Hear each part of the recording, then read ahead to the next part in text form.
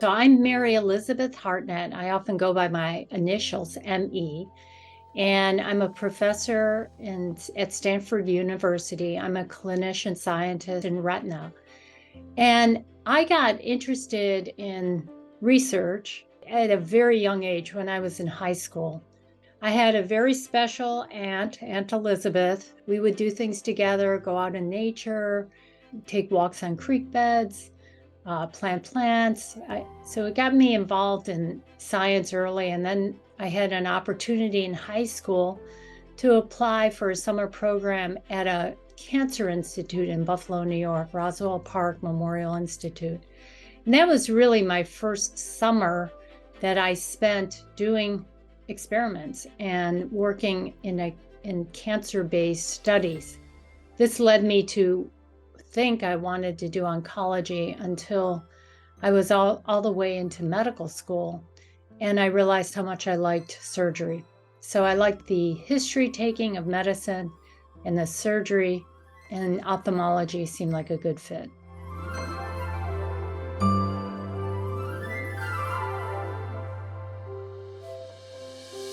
So I consider myself a vascular biologist, and I study angiogenesis. Most of my research questions are based on what I learned from my patients and where I identify problems that we need to address.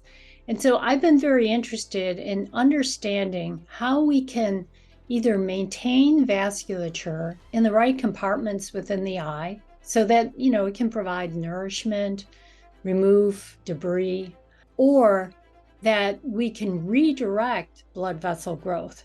So in this case, this is in retinopathy of prematurity, for example, where a delay or a stop in retinal vascular development, and then blood vessels start growing into the vitreous instead of extending out to the peripheral retina.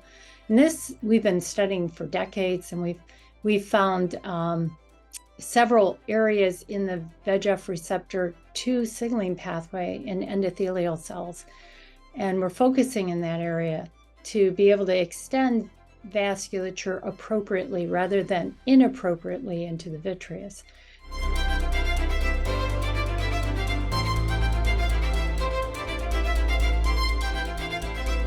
I was a resident in ophthalmology, and I had that kind of convoluted journey where I was first going to be oncology, got interested in surgery, then I was interested in ophthalmology. And that decision to do ophthalmology was pretty big because I was not aware of any clinician scientists in ophthalmology. So I was in residency and I met my first clinician scientist, who was Jonathan Lass at Case Western Reserve. And I got involved in research. And even though it wasn't retina research, it was research, and I was kind of excited about it. And I had an opportunity by working and submitting an abstract, which was accepted, to then attend ARVO. And so I try to make it practice to submit abstracts ever since, and really until I had my own laboratory, and now I have my laboratory members submit abstracts so I can support them at the meeting.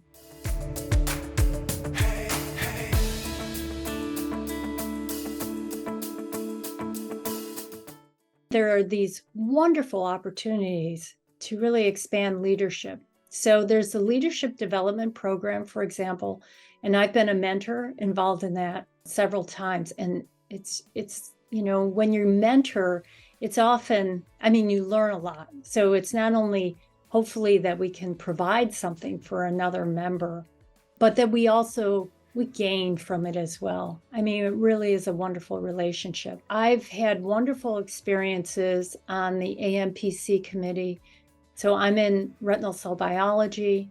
And so I moved through and became chair and was able to be involved in several of the programmatic decisions for the annual meeting. So that was pretty exciting. And then I've also chaired the ethics committee and the publication committee.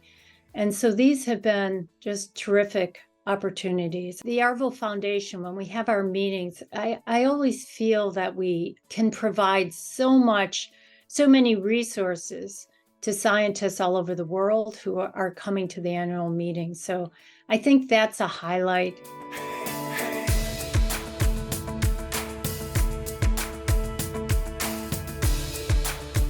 I would recommend that junior scientists attend the meeting, work toward getting an abstract.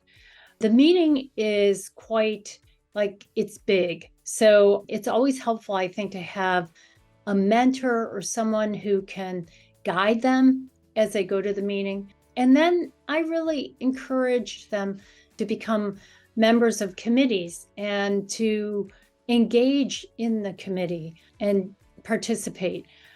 I just think it's an incredible opportunity, and it's a wonderful way of getting to know people from all over the world. So I would encourage junior scientists to get involved.